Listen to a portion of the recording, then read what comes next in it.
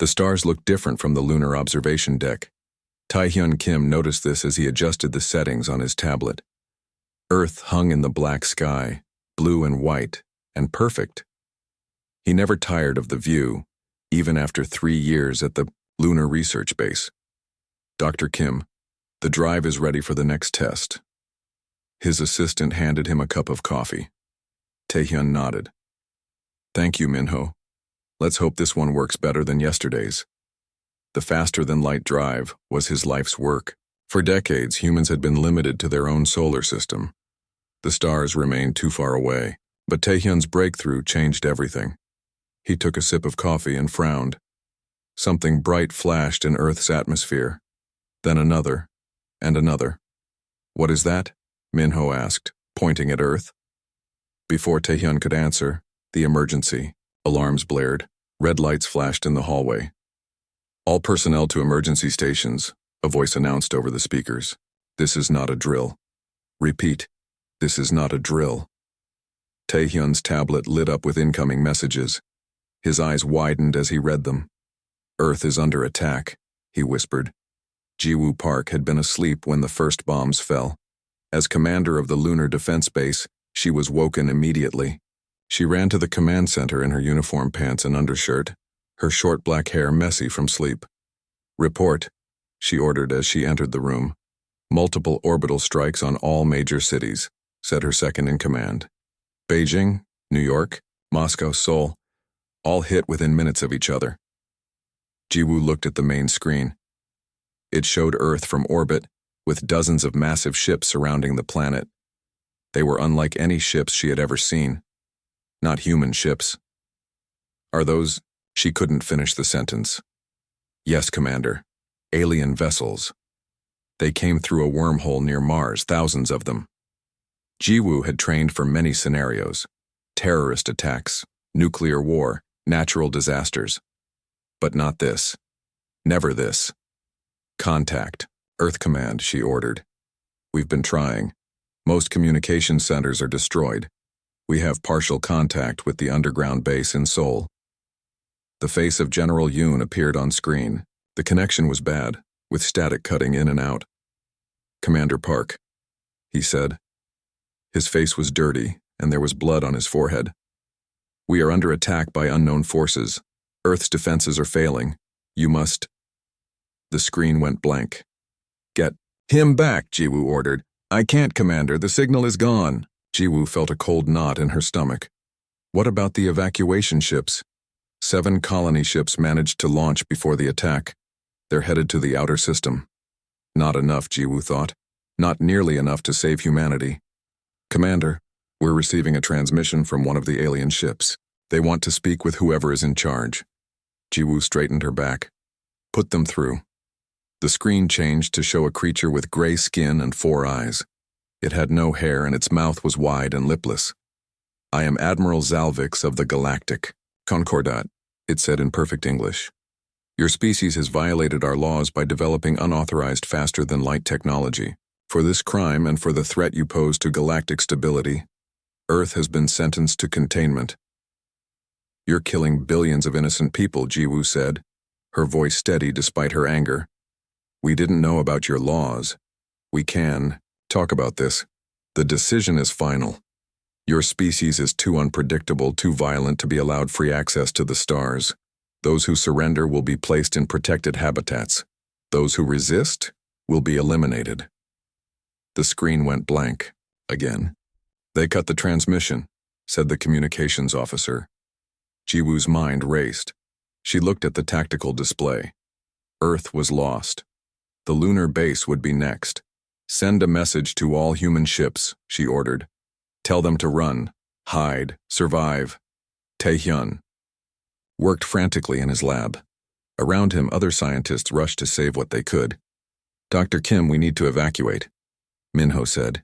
"Commander Park ordered everyone to the emergency shuttles." "Not yet," Tae-hyun said. "We need to save the FTL data. It's our only advantage."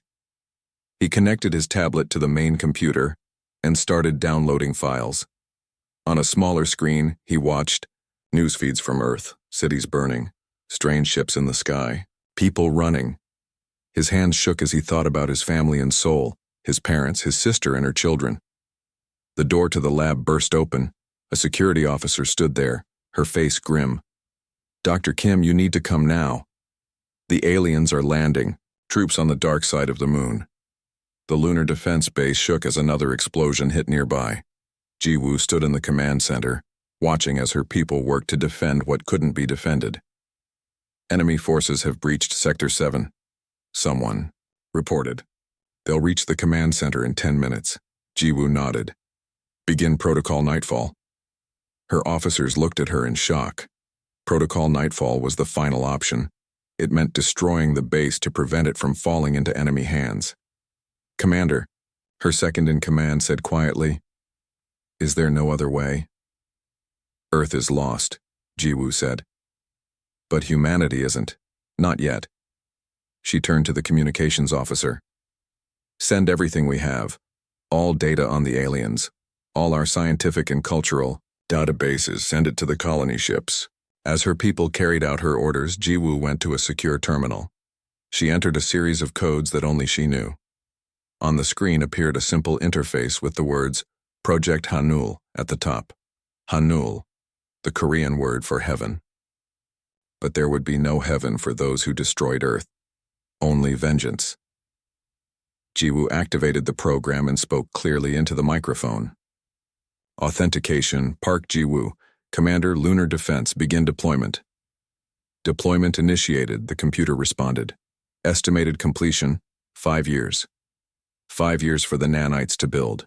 5 years for humanity's answer to grow in the darkness of space. Commander, they're at the door." Ji-woo closed the program and stood up.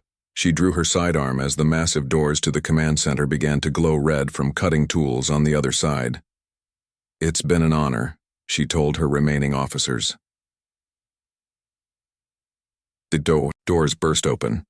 Alien soldiers poured in, firing weapons that turned humans to ash in seconds. Ji-woo fired back, taking down 3 before something hit her in the side. She fell, pain spreading through her body. A tall figure walked through the doors. Admiral Zalvix himself, coming to witness the final moments of humanity's last stand. He stood over Ji-woo as she lay bleeding on the floor. "Your species fought well," he said. "But it was pointless." Ji-woo looked up at him, her eyes clear and unafraid. With her last strength, she pressed the self-destruct button hidden in her sleeve. "Hanul," she whispered. Zalvix tilted his head. "What does that mean?" Ji-woo smiled as the base's reactor began its overload sequence. "You'll find out." The lunar defense base exploded in a flash that could be seen from Earth.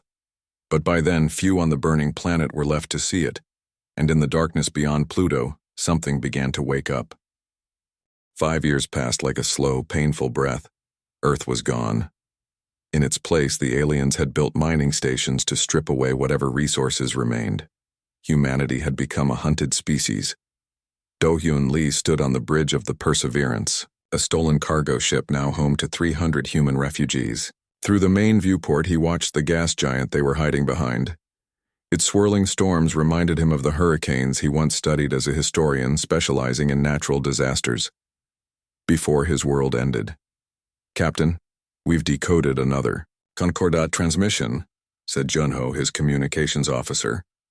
Do-hyun turned from the viewport. "What does it say?" "Same as the others. They're searching for something called Hanul.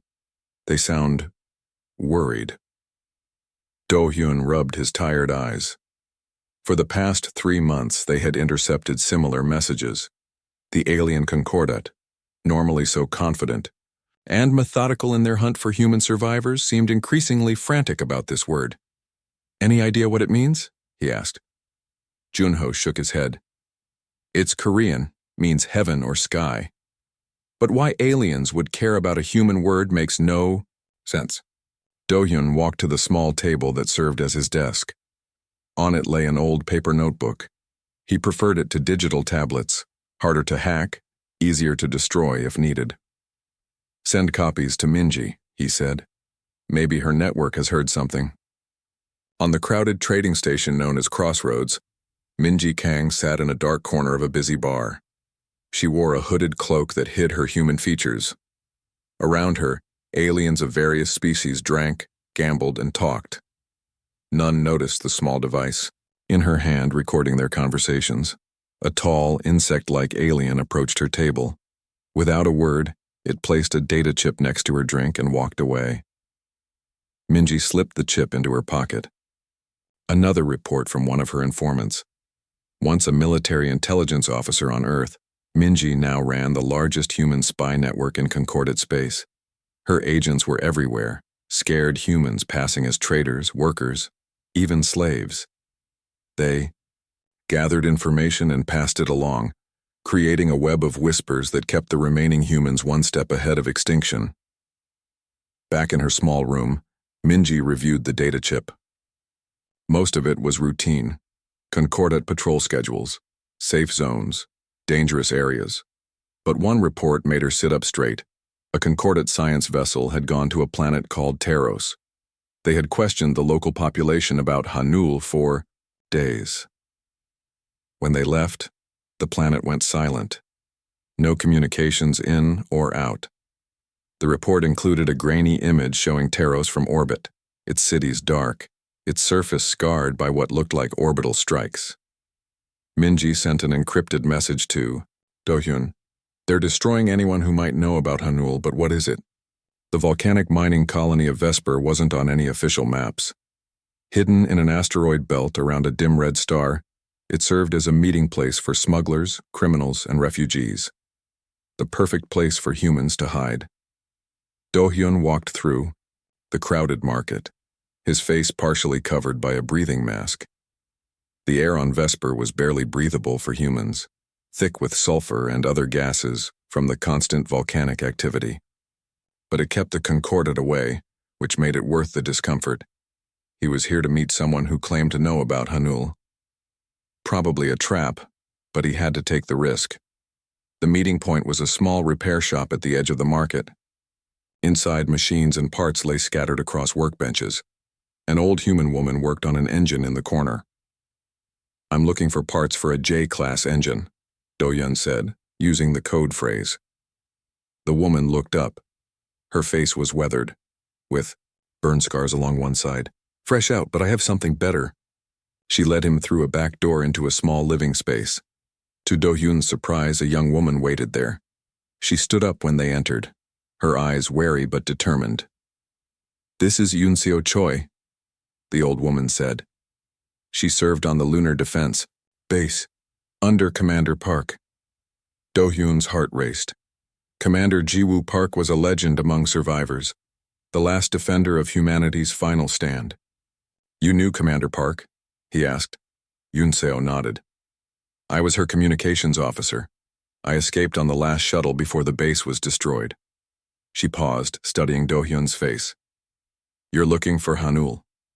It wasn't a question. "What is it?" Do-hyun asked. "Why are the Concordat so afraid of it?" "It's not a thing," Yoon-seo said. "It's a protocol. A plan Commander Park developed in secret." She pulled out a small metal object from her pocket. It looked like a simple data drive. "Before the attack, she gave this to me. Told me to keep it safe and find someone trustworthy if she didn't make it." "What's on it?" Do-hyun asked. "Coordinates and instructions. But it's encrypted. I need access to a military-grade computer system to open it." Do-hyun thought about the Perseverance. They had salvaged some military equipment, but nothing powerful enough for high-level decryption. "I might know someone who can help," he said. "Absolutely not," Minji said over the secure comm line. "It's too dangerous to meet in person." Do-hyun sighed. He sat in the cramped communications room of the Perseverance, talking to Minji's holographic image. "We need your decryption skills," he said. "This could be important. Or it could be a trap," Minji countered. "This Yoon-seo could be working for the Concordat." "I don't think so. She knows things only someone from the lunar base would know." "Anya." The screen, Minji's expression softened slightly. "The Concordat just doubled their patrols in the Vesper sector. Something has them scared." "All the more reason to find out what Hanul is," Do-hyun argued. After a long pause, Minji nodded. "Fine. Meet me at the old human outpost near the Cygnus Drift. Don't bring your ship Too recognizable. Use a shuttle. Thank you, Minji. Don't thank me yet, she said. If this goes wrong, we're all dead. The old outpost was little more than a collection of abandoned habitation modules floating in space. Once a refueling station for early human explorers, it had been forgotten after the fall of Earth. Do-hyun arrived in a small shuttle with Yunseo and 2 trusted crew members. Minji was already there, her sleek stealth ship docked at the main airlock. Inside, the station was cold and dark. They worked by flashlight, setting up portable heaters and equipment. Minji wasted no time. She took Yunseo's data drive and connected it to her specialized computer system. This will take time, she warned. While they waited, Do-hyun questioned Yunseo about the lunar base and Commander Park. What did she tell you about Hanul? He asked. Not much, Yunseo admitted. Only that it was our insurance policy, a way to make sure humanity survived no matter what. How could one word do that? It wasn't just a word. It was an activation phrase connected to something she built in secret. Minji suddenly called out, I got it! They gathered around her screen. It showed a star map with a set of coordinates highlighted. It's a location, Minji said. In unclaimed space beyond Concordat territory. What's there? Do-hyun asked. According to this, something called Project Hanul and... Minji's voice trailed off as she read the next line of text. What is it? Yunseo asked. A message from Commander Park. Minji looked up, her eyes wide. It says, if you're reading, this I'm dead and Earth has fallen, but humanity's story isn't over. Come find me. A chill ran down Do-hyun's spine. Come find her? But she died on the lunar base. Maybe not her body, Yunseo said quietly. But something else. A sudden alarm blared from Minji's ship. Concordat patrol ship approaching, she announced. We need to leave, now. As they rushed to pack up their equipment, Do-hyun looked at the coordinates one last time, committing them to memory. Somewhere out there was the answer to what Hanul really meant. And perhaps the key to humanity's survival. The stolen Concordat scout ship was small and cramped for 3 humans. Do-hyun sat in the captain's chair, carefully navigating through a dense asteroid field. Beside him, Minji monitored the ship's sensors for any sign of pursuit. In the back, Yunseo studied the star charts, double-checking the coordinates from Commander Park's data drive. Are you sure we weren't followed? Do-hyun asked. Minji shook her head. No. But we've jumped 7 times since leaving the outpost. If they are following us, they're better than any Concordat ships I've ever seen. How much farther? Do-hyun called back to Yunseo. We should reach the coordinates in about 6 hours, she replied. But there's nothing there on any charts, just empty space. Do-hyun frowned. Had they risked everything for nothing? The Perseverance and its 300 refugees were hiding in a nebula 2 systems away, waiting for word. If this mission failed, they would need to move again, find another temporary home until the Concordat found them. Get some rest, he told the others. I'll wake you when we're close. Do-hyun was the only one awake when they reached the coordinates. He looked out the viewport at empty space. No planets, no stations, nothing but distant stars. What am I missing? He muttered to himself. He ran another scan. Still nothing. Then, he noticed something odd in the sensor readings, a slight distortion in the local gravitational field. He woke Minji and Yunseo. There's something here, but it's hidden, cloaked somehow. Minji took over the sensors. After a few minutes of adjustments, she smiled. It's there, a massive structure but invisible to standard sensors. Clever. How do we find something we can't see? Do-hyun asked. Yunseo moved to the communications panel. We ask for permission to enter. She opened a channel and spoke clearly. This is Yunseo Choi, communications officer from Lunar Defense Base. Authorization code, Hanul. Commander Park sent us. For a long moment, nothing happened. Then a soft blue light surrounded their ship. Through the viewport, space itself seemed to ripple and fold. A massive asteroid appeared before them, at least 10 kilometers across. Its surface was covered with metallic structures that gleamed in the light of a distant sun. How was it hidden? Do-hyun whispered. Some kind of advanced cloaking technology, Minji said, her voice filled with awe. Beyond anything I've ever seen. A voice came through the ship's speakers, feminine and slightly artificial. Identify yourselves and state your purpose. Yunseo leaned forward. I am Yunseo Choi. These are Do-hyun Lee and Minji Kang. We're human survivors. Commander Park left us coordinates to this location. Scan complete. Human life signs confirmed. Permission to dock granted. Follow the guidance beam to Hangar 3. The inside of the asteroid was hollow, a vast space filled with machinery. As they walked from their ship, escorted by floating robotic drones, Do-hyun looked around in amazement. What is this place? He asked. Welcome to Project Hanul, said a voice from ahead of them. They turned to see a holographic figure walking toward them. It was a woman in a military uniform.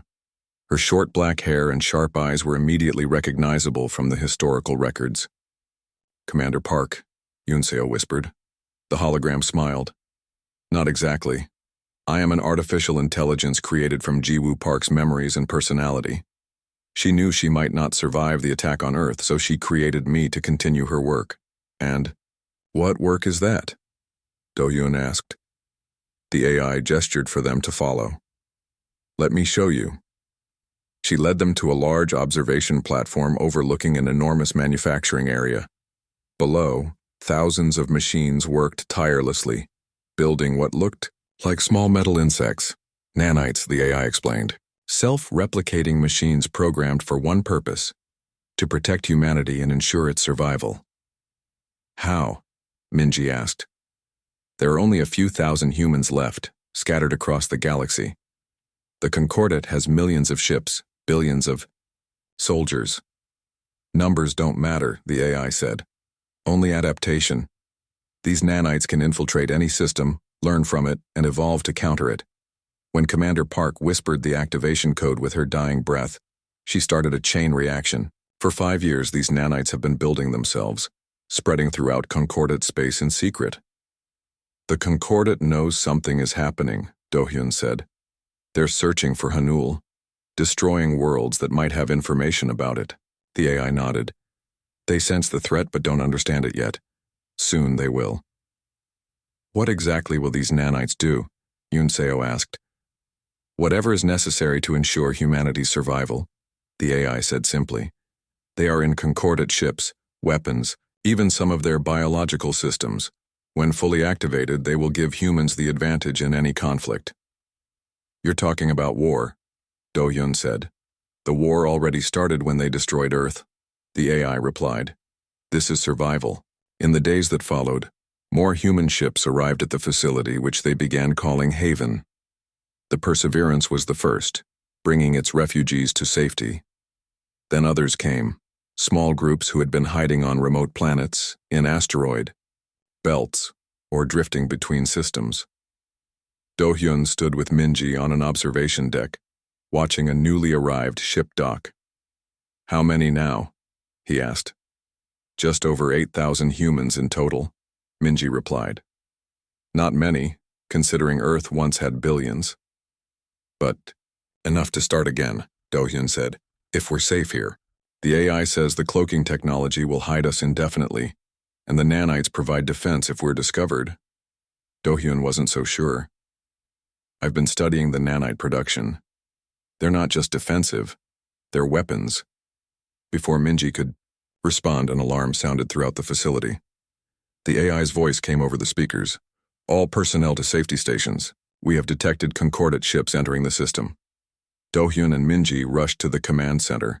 The AI was there, her holographic form standing before a large display showing several Concordat warships moving toward their location. How did they find us? Do-hyun asked. Unknown, the AI replied. But it doesn't matter. It's time. Time for what? Minji asked. Activation. The nanites have reached critical mass. Commander Park's plan is ready. On the screen, the Concordat ships suddenly stopped. Their lights flickered. What's happening to them? Yunseo asked, joining them in the command center. The nanites in their systems are activating, the AI explained. Every concordate ship that has had contact with a human vessel or planet in the past 5 years carries them. They've been dormant, waiting for this moment. On the screen, one of the concordate ships fired on another, then a third turned and fled the system. They're fighting each other, Do-hyun said in disbelief. The nanites are taking control of their systems, the AI said, and this is just the beginning. Across concordate space, the pattern repeated. Ships lost power or turned against each other. Communication systems failed, defense grids went offline. And on planets with concordate colonies, something even stranger happened. Humans who had been captured and forced to work as laborers suddenly changed. The nanites they had been unknowingly carrying activated, enhancing their strength and speed, allowing them to overpower their guards. In the Grand Council chamber of the concordate capital world, Admiral Zalvix received the reports with growing horror. "What is happening?"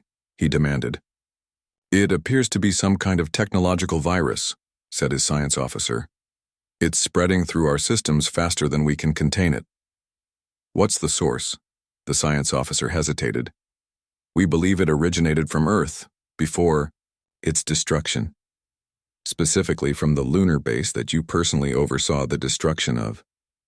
Zalvix remembered his final moments on that base. The human commander lying wounded on the floor. The strange words she had whispered before activating the self-destruct sequence. "Hanul. Find every human still alive," he ordered. "Kill them all. It's the only way to be sure." But as alerts continued to flood in from across concordate space, he feared it might already be too late. Back at Haven, Do-hyun watched the reports coming in with mixed feelings. Part of him was happy to see humanity fighting back, but another part worried about what this power might make them become. Was this what Commander Park wanted? He asked the AI. A war that might destroy half the galaxy? The holographic woman looked at him with eyes that seemed almost alive. She wanted humanity to survive, to have a future. The nanites are just a tool. How that tool is used, for vengeance or rebuilding, that will be up to you. Do-hyun looked out at the stars, wondering what choices they would make in the days to come. Admiral Zalvix stood before the massive window in his command center.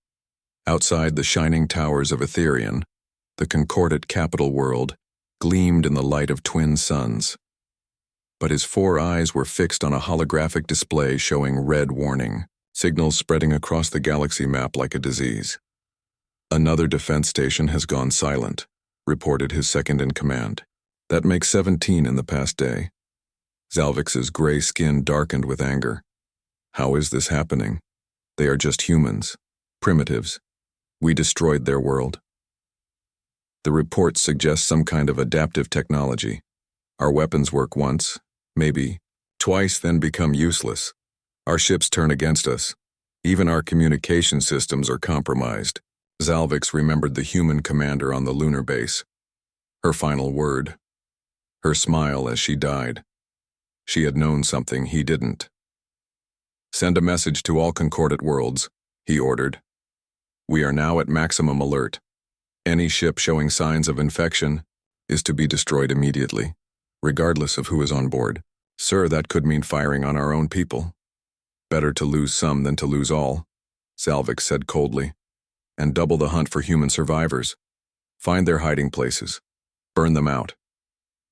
On Etherian, far from the gleaming towers of the government, District Hyunwoo-baek moved through the shadows of the Undercity. Once a diplomatic attaché at the Korean embassy in Geneva, he was now the leader of the human resistance on the concordate capital. The Undercity was home to the servants and workers who kept the capital running. Most were members of species considered lesser by the concordate leadership. Among them, humans were the lowest, brought to Etherian as slaves after Earth's destruction. Hyunwoo entered a hidden room behind a waste processing plant. 20 humans waited there, their faces showing a mix of fear and hope. "Is it true?" asked a woman named Sora. "Are humans fighting back?" Hyunwoo nodded. "Something is happening. The concordate is in chaos. Their ships and weapons are failing. And I received this." He held up a small device. A message from a place called Haven. He activated the device. A hologram appeared showing a man with tired eyes but a determined expression. This is Do-hyun Lee of the Human Coalition. If you're seeing this, you are not alone. Humanity is rising. The word is Hanul. Speak it, and help will come. The hologram vanished. The room was silent for a moment. What does it mean? Someone asked.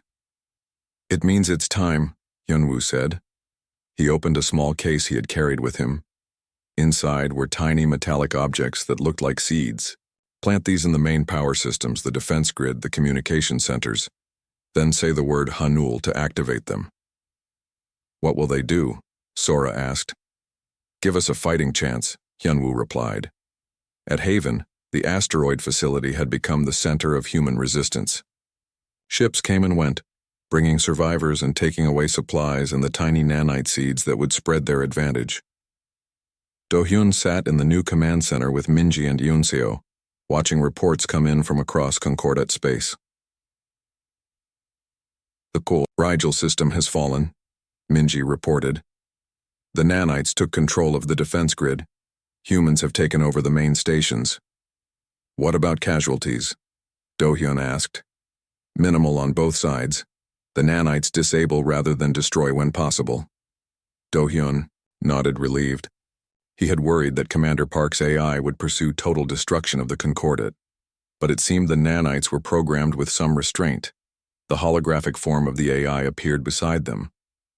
We have received a transmission from the Etherian system. Hyunwoo Baek reports that the operation there has begun. Etherian? Yunseo said with surprise. That's the Concordat capital. It's the most heavily defended system in the galaxy. And their center of power, the AI added. If it falls, the Concordat will fracture. Do-hyun stood up. We need to send support. Hyunwoo and his people can't do this alone. I have already dispatched ships, the AI said. But there is another matter. The Concordat has sent emissaries, requesting a meeting. A trap, Minji said immediately. Perhaps, the AI agreed. But they are afraid, and fear can lead to either violence or negotiation. Do-hyun considered this. Where do they want to meet? Neutral territory, a space station in the Centauri system. I'll go, Do-hyun decided. No, Minji objected. It's too dangerous. We can't just fight forever, Do-hyun said. At some point we need to talk. Maybe this is that point. The neutral station was an old trading post built by a species that had gone extinct long before humans reached the stars. Its ancient stone walls were carved with symbols no one could read anymore. Do-hyun arrived with a small team, including Minji, who had refused to let him go alone. Each of them carried nanites in their blood now, giving them enhanced strength and healing abilities. But Do-hyun hoped they wouldn't need them. In the station's central chamber, 3 Concordat representatives waited. They stood stiffly, their 4 eyes constantly scanning the room. I am Do-hyun Lee, representing the Human Coalition, Do-hyun said as he entered. I am Speaker Vexta, said the lead Concordat representative. I speak for the Concordat Council. Where is Admiral Zalvix? Do-hyun asked. I thought he would be here. The Admiral is occupied with military matters, Vexta said smoothly. I am authorized to negotiate on behalf of the Concordat. Do-hyun nodded. What do you propose? A ceasefire, an end to this conflict. The Concordat is willing to recognize the Human Coalition as a sovereign entity. We will grant you territory, resources, even reparations for Earth. In exchange for what? The weapon you call Hanul. It must be deactivated and surrendered to us. Do-hyun laughed bitterly. You destroy our world, hunt us to near extinction, and now you want us to give up our only advantage? I don't think so. Then what do you want? Vexta asked, his voice tight with suppressed anger. Acknowledgement of what you did to Earth. A guarantee that it will never happen again, to us or any other emerging species.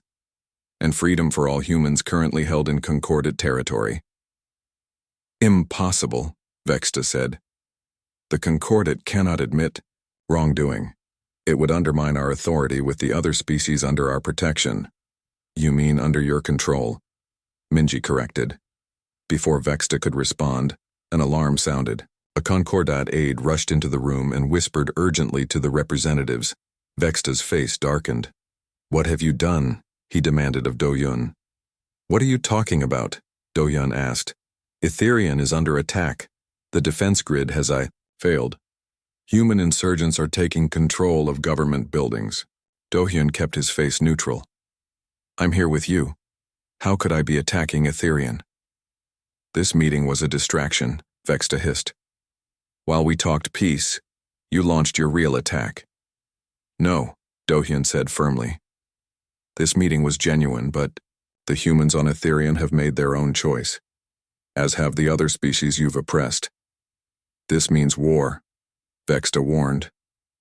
The war began when you destroyed Earth, Do-hyun said quietly. This is just the end of it. On Etherian, Hyunwoo led a group of humans and allied aliens through the main government complex. The nanites had disabled the security systems, allowing them to enter without resistance. They reached the Grand Council chamber, where many Concordat officials were trapped. When the doors opened, Admiral Zalvix himself stood there, surrounded by guards with weapons drawn. You, Zalvix said, recognizing Hyunwoo from intelligence reports. The human diplomat. Former diplomat, Hyunwoo corrected. Now I represent the free humans of Etherian. There are no free humans, Zalvix snarled. Only survivors we have not yet eliminated. That's where you're wrong, Hyunwoo said. We were never defeated, only delayed. He spoke a single word. Hanul. The nanites in the room, microscopic and hidden until now, activated at once. The weapons in the guards' hands sparked and shut. Down. The lights flickered. Even Zalvix's personal shield generator failed. What is this Hanul? Zalvix demanded, backing away. What does it mean? It's Korean, Hyunwoo explained calmly. It means heaven. But for you, it means the end of the Concordat as you know it. As Hyunwoo's forces secured the chamber, reports came in from across the galaxy. The Concordat was falling, system by system, not through destruction, but through the failure of their technology and the uprising of those they had oppressed. A new order was beginning, and at its heart was a single word whispered by a dying human 5 years ago. 10 years had passed since Earth fell. On the planet now called Haven, once just an asteroid facility, a ceremony was taking place in the grand plaza of the new capital city. Thousands of beings gathered there, humans and aliens alike, to witness history. Do-hyun Lee stood on a raised platform, dressed in a simple gray uniform that marked him as the leader of the human coalition. His hair had more gray now, and lines creased the corners of his eyes. But he stood tall and strong, a symbol of what humanity had overcome. Before him knelt representatives from over 30 alien species, former members of the Concordat. Each wore the traditional dress of their culture. Each had come to officially recognize the new galactic order, and at the side of the platform, guarded by coalition soldiers, stood Admiral Zalvix. The once mighty leader of the Concordat forces was now a prisoner of war. His gray skin had paled during his captivity and his 4 eyes had lost their fierce glow, but the hatred in them remained as he watched the ceremony. Minji Kang approached the microphone first. As head of coalition intelligence, she had been instrumental in coordinating the final assault on Concordat strongholds. 10 years ago, the Baiti Concordat decided that humanity was too dangerous to exist among the stars, she said. They destroyed our homeworld and hunted our people to the edge of extinction. They believed they had won. She paused, looking out at the gathered crowd. They were wrong. Today, the last Concordat military forces have surrendered. The coalition of species that once sought our destruction now joins with us in building a new future. Do-hyun stepped forward to speak. We did not win through destruction. We won through adaptation, through intelligence, through cooperation. The nanite technology that helped us defeat the Concordat could have been used to wipe them out completely. That was not our choice. He looked directly at Zalvix. We choose a different path than the one you took with Earth. The audience applauded. the sound echoing across the plaza. Later, in the Coalition Council chamber, Do-hyun met with his closest advisors. Minji sat to his right, reviewing security reports on her tablet. Yoon-seo, now the head of communications, sat opposite her. Hyun-woo Baek, who had led the uprising on Etherian and now served as diplomatic liaison, stood by the window. And at the head of the table, the holographic form of Commander Park's AI watched them all. The integration of former concordate worlds is proceeding well, Hyun-woo reported. Some resistance remains in the outer systems, but nothing significant. And the nanite technology? Do-hyun asked. How is it being used? Mostly for reconstruction, Yoon-seo said. Rebuilding infrastructure destroyed in the war. Medical applications are increasing too. They're remarkably effective at treating injuries and diseases. Do-hyun nodded, but his expression remained troubled. And weapons? Military applications? A silence fell over the room. Some member worlds are adapting the nanites for defense systems, Minji admitted. It's difficult to control the spread of the technology now that it's well known. That was my concern, Do-hyun said. He turned to the AI. When you were created, what was Commander Park's intention for the nanites after the Concordate was defeated? The holographic woman tilted her head slightly. Her primary directive was humanity's survival. She believed the nanites would give us the edge we needed against a technologically superior enemy. But she also feared what the technology might do to us once we had won. What do you mean? Yoon-seo asked. Power changes those who wield it, the AI said. The nanites have made humans effectively immortal. We can adapt to any environment, resist any disease, enhance our bodies and minds beyond natural limits. We could become like the Concordat, believing ourselves superior and destined to rule. Do-hyun stood and walked to the window beside Hyun-woo. Outside, the city of Haven spread below them, a gleaming testament to what humanity had achieved in just 10 years. I've been thinking about this for a long time, he said. About what we've become. What we might become. He turned back to the council. I believe we need to release the AI from the vengeance protocols. The room erupted in surprised voices. The nanites are tied to the AI core, Minji objected. If we shut it down. Not shut it down, Do-hyun clarified. Free it. The protocols were designed for war, for survival. We've survived. Now we need to build something better than what came before. He looked at the holographic woman. Can it be done? The AI nodded. Yes. The core programming can be modified, but it would require unanimous agreement from the coalition leadership, a safeguard Commander Park built in. And what would change? Yoon-seo asked. The nanites would remain, but their more aggressive functions would be disabled. They would focus on creation rather than destruction, healing rather than harm. Put it to a vote, Do-hyun said. Let the coalition decide. The vote was close, but in the end, the decision was made. On a clear morning 3 weeks later, Do-hyun stood in the AI core chamber deep beneath Haven's surface. With him were Minji, Yoon-seo, and Hyun-woo, the last survivors of Earth's final stand. The room hummed with power as billions of nanites worked within the massive computer systems. At the center, the holographic form of Commander Park watched them. Are you sure about this? The AI asked. Once done, it cannot be undone. I'm sure, Do-hyun said. It's time for humanity to move beyond vengeance. Each of them placed their hand on a scanner. As the last one, Minji, the most reluctant, added her handprint. The system accepted the override. Vengeance protocols deactivated, announced the AI.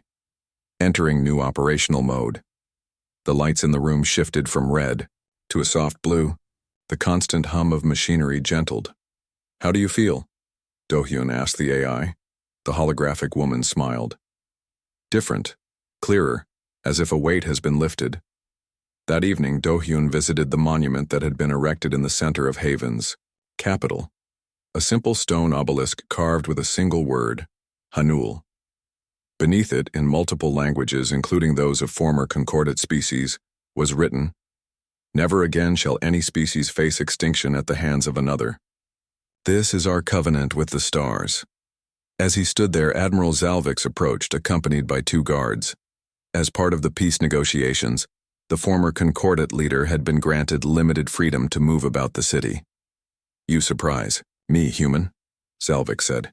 "Your kind has won an impossible victory. You could rule the galaxy as we once did, yet you choose restraint." "We didn't fight to replace one empire with another," Dohyun replied. "We fought to create something new." Zalvix studied the monument. "This word that destroyed us, what does it truly mean?" "Hanul means heaven in an old Earth language," Dohyun explained.